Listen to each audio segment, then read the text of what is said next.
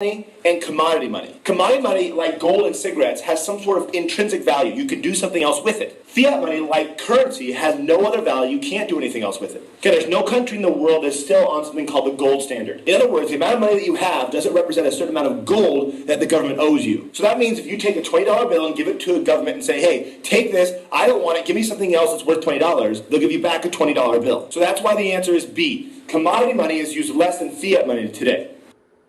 I'm not quite sure the question. So I bet you're wondering about the Clifford dollars and what happened with them. In the beginning, I warned the students that sometimes banks go under and the value of the currency just disappears. So some students thought it was a good idea to buy up all these with real dollars. Other students thought maybe the Clifford Bank might fold, so they're like, whatever, I don't really need these anyways. And that was a good way to introduce the idea of currency exchange, appreciation, depreciation in the next unit, Unit 5. By the way, the bank folded.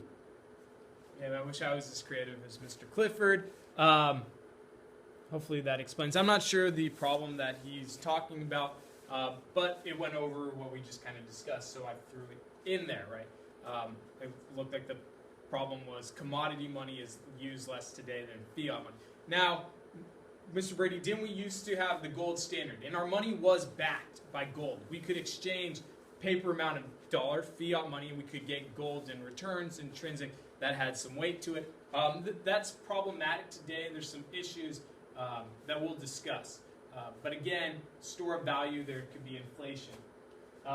So this was an example I like to use. The giant stone disc in the island of Yap.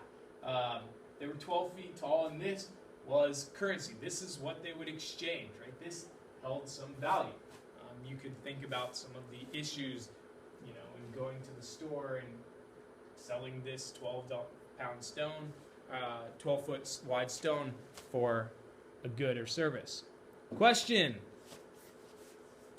which of the following is not a function of fiat money? Fiat money, we know the difference between fiat money and commodity money.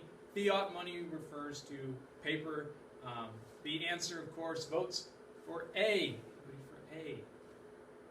How about B? It holds a unit of account, right? No, both A and B are correct. Which of the following is not a function of fiat money? How about C? Right? Fiat money does not have any intrinsic value. Right? These are the three functions that we talked about. A standard of deferred payment that kind of refers to, storing the value as well. So the answer, C.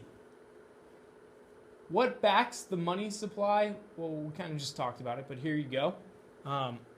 There's two questions on the bottom. You can try to answer these, but first let's pay attention to the top. So what backs the money supply? Well, as I mentioned, money used to be